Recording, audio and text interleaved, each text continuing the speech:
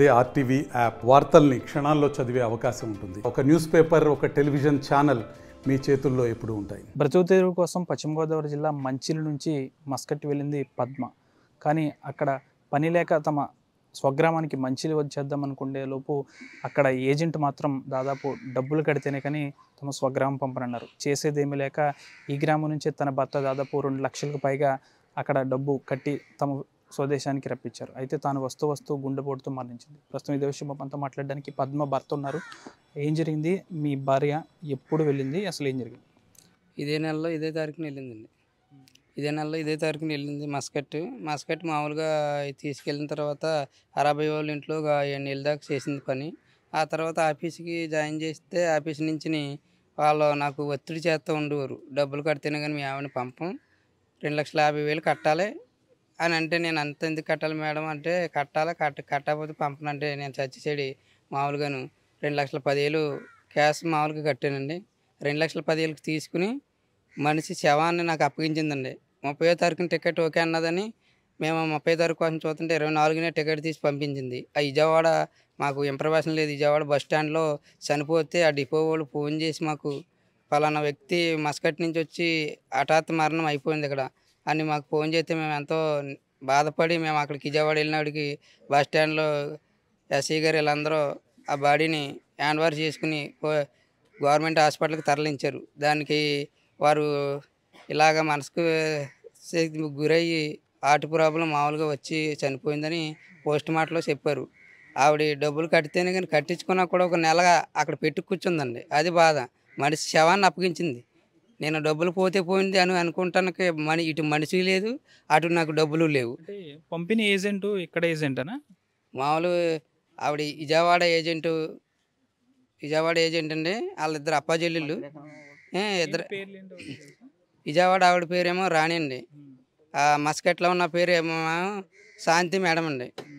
ఇక్కడ మామూలు మధ్యవర్తి ఒక ఆవిడ ఉన్నదండి. ఆవిడేమో చింతపర్రు గుమ్మాపు రోజా అండి.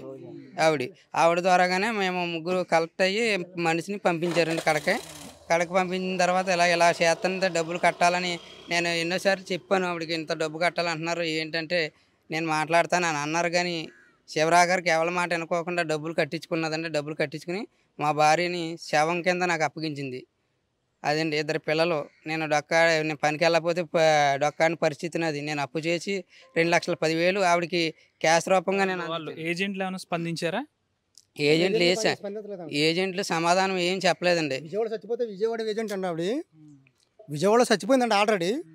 కృష్ణా విజయవాడ ఏజెంట్ అండి ఆల్రెడీ. అయినా కూడా ఫోన్ చేసి కూడా అండి పట్టించుకోలేదండి ఆవిడ. లెక్కని ఒకసారి ఇప్పుడు నీకు 2,10,000 కట్టామమ్మా, నా భార్య వత్త చచ్చిపోయింది, ఎప్పుడో 30వ తారీఖు తీస్తానన్నా టికెట్ ఫస్ట్ తీసి పంపించేసినాను. నువ్వు మాకు చెప్పలేదు, నువ్వు మధ్య రకం చచ్చిపోయింది. పరిస్థితి ఏంటమ్మా ఒకసారి మేము ఇక్కడ కృష్ణలంక పోలీస్ స్టేషన్ కాడ మన గవర్నమెంట్ హాస్పిటల్ ఉన్నామా అని చెప్పన్నా. ఆవిడ స్పందించి కూడా అక్కడ కూడా రాలేదు ఆవిడ. మరి దాన్ని బట్టి అసలు ఆవిడ విజయవాడ అని చెప్పారండి. అంతేగాని ఎక్కడ ఉంటుందో తెలియదు సార్. అదండి. పోలీసులు ఏంటంటే ఆవిడ వత్త సూర్యారావుపేట వచ్చిన తర్వాత హార్ట్ అటాక్ ప్రాబ్లం చచ్చిపోయింది. తీసుకొచ్చి కృష్ణలంక పోలీస్ స్టేషన్ కూడా అనవర్ చేసామని చెప్పి. ఈ డబ్బులు కట్టడం వల్ల ఏమన్నా జరిగింది అనుకోవచ్చా హార్ట్ అటాక్ అనేది?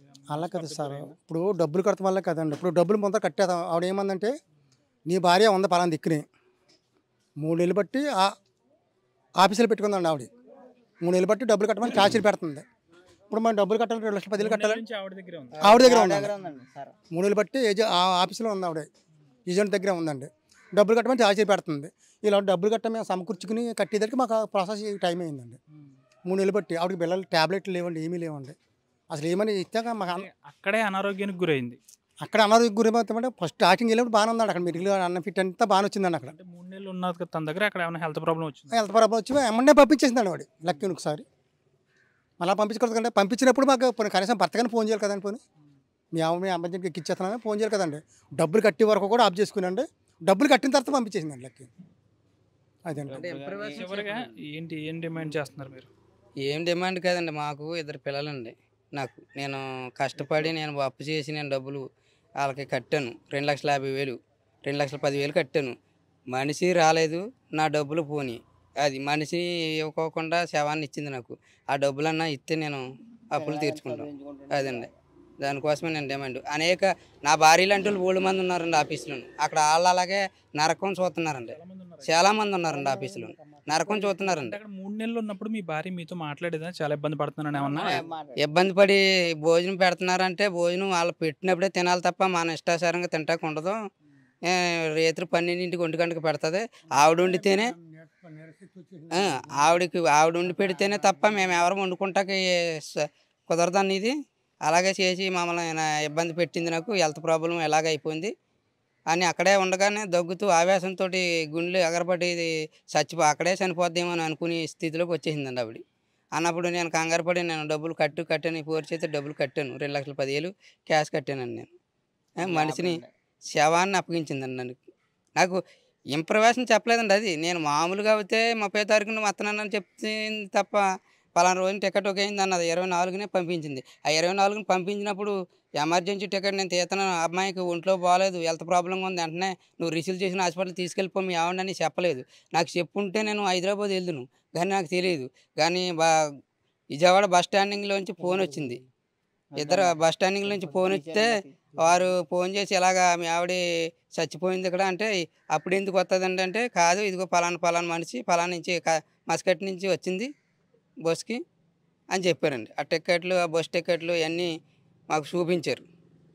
చూసారు కదా, ఏజెంట్ల మోసాలు ఒక్కొక్కటి కూడా బయటకు వస్తున్నాయి. గతంలో కూడా మనం చాలా పూర్తిగా కూడా ఏజెంట్ల వల్ల ఈ విధంగా జరుగుతుందని చూస్తాం. పూర్తిగా తన భార్య స్వదేశానికి వస్తుందన్న విషయం కూడా తనకు తెలియకుండానే తన భార్యను పంపించేశారు. కేవలం డబ్బు కోసమే ఆమె ఇలా చేసింది. 3 నెలలు పని లేకుండా ఏజెంట్ వద్దే పెట్టుకుంది. అక్కడ ఎటువంటి ఆహారం కూడా సరిగ్గా పెట్టేవారు కాదు అని తన భార్య ఫోన్ చేసి అని చెప్పేది కూడా అని ఇతను చెప్తున్నారు. ప్రస్తుతం అయితే ఏజెంట్లను కఠినంగా శిక్షించాలి, తాను కట్టిన డబ్బును మళ్ళీ తనకి ఇవ్వాలి, తనకి 2 బిడ్డల పోషణ అనేది నేనే చూసుకోవాలి కాబట్టి పూర్తి స్థాయిలో ఆ డబ్బు కూడా తనకి వచ్చేలా చూడాలని భర్త అయితే వేడుకుంటున్నారు. వీడియో జర్నలిస్ట్ శేఖర్తో మనోజ్, RTV పశ్చిమ గోదావరి నుంచి. మరిన్ని వీడియోస్ కోసం ఛానల్ ని సబ్స్క్రైబ్ చేయండి, లేటెస్ట్ అప్డేట్స్ కోసం వాట్సాప్ ఛానల్ ని ఫాలో చేయండి అండ్ లింక్ డిస్క్రిప్షన్ లో ఉంది.